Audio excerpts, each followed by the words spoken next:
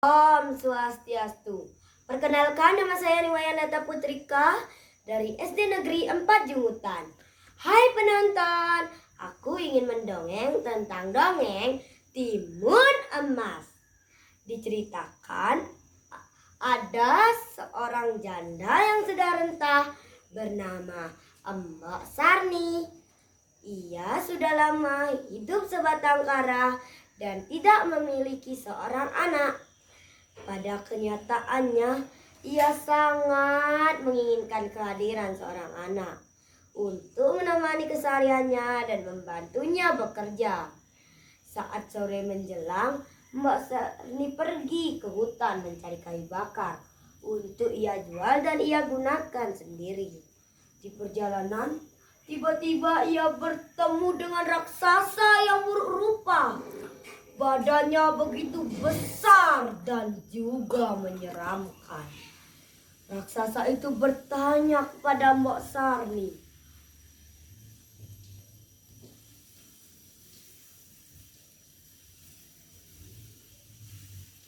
"Hai wanita tua, hendak kemana kau?"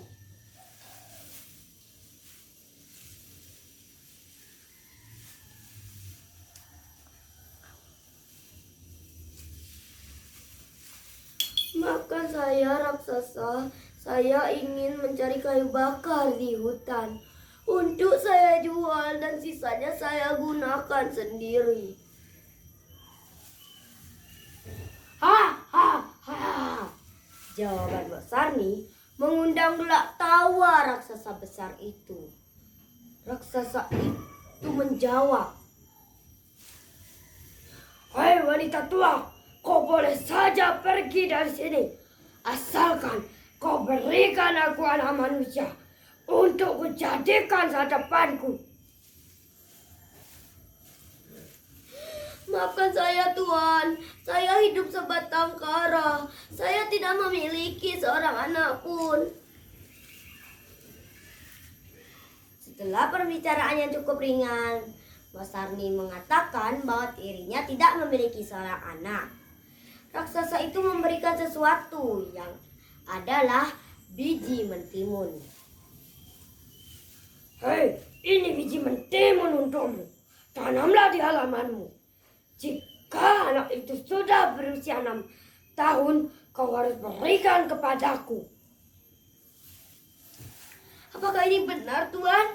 Apakah ini sungguhan?" Akhirnya Mbok Sarni menyetujui percakapan itu tersebut.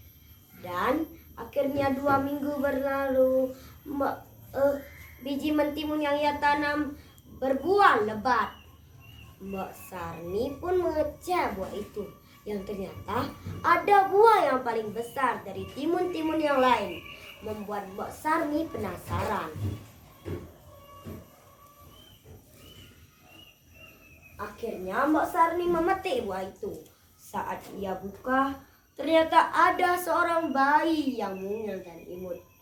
Dan ia beri nama Timun Emas. Perkembangan Timun Emas semakin membesar dan ia tumbuh menjadi gadis yang baik dan rajin. Dan akhirnya setelah beberapa hari berlalu, Timun Emas rajin membantu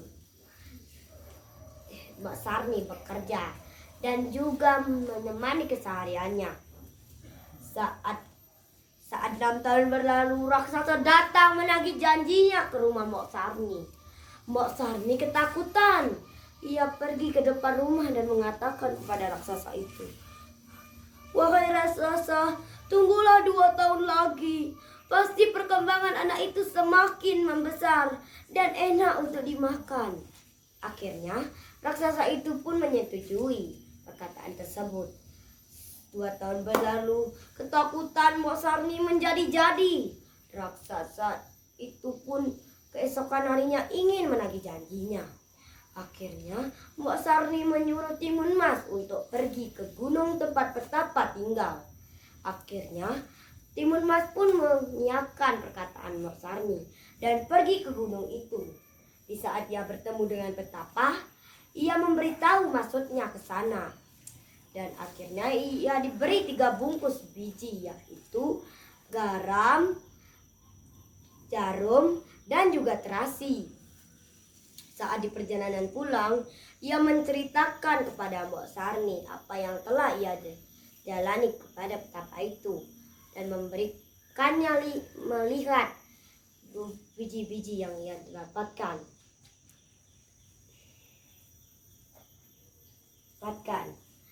Di situ Mbok Sarni pun menjadi lega karena sudah diberikan sesuatu oleh petapa itu. Dan saat keesok harinya raksasa datang menagih janjinya, raksasa itu sudah di depan rumah Mbok Sarni. Mbok Sarni datang ke depan rumah. Raksasa itu tiba-tiba berteriak kepada Mbok Sarni.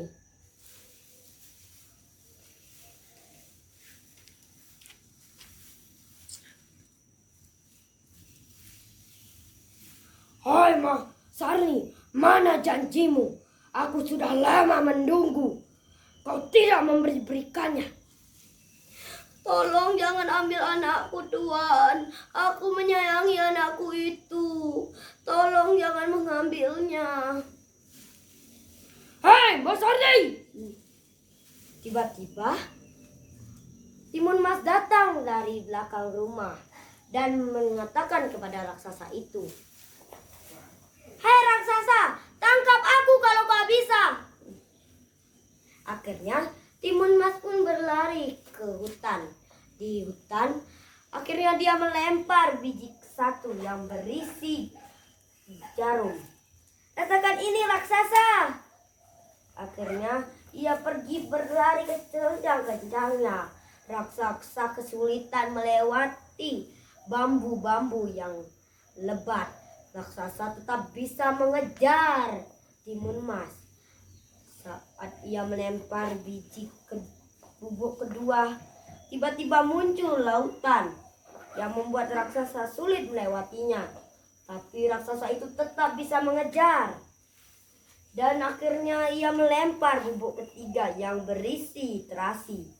Yang ternyata muncullah lautan lumpur yang sangat mendidih, membuat raksasa itu tenggelam di dalamnya dan akhirnya meninggal.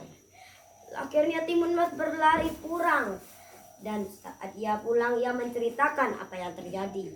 Dan akhirnya pun Mbok Sarni senang atas apa yang terjadi. Mbok Sarni dan Timun Mas pun hidup bahagia. Selesai. Om Santi, Santi, Santi, Om.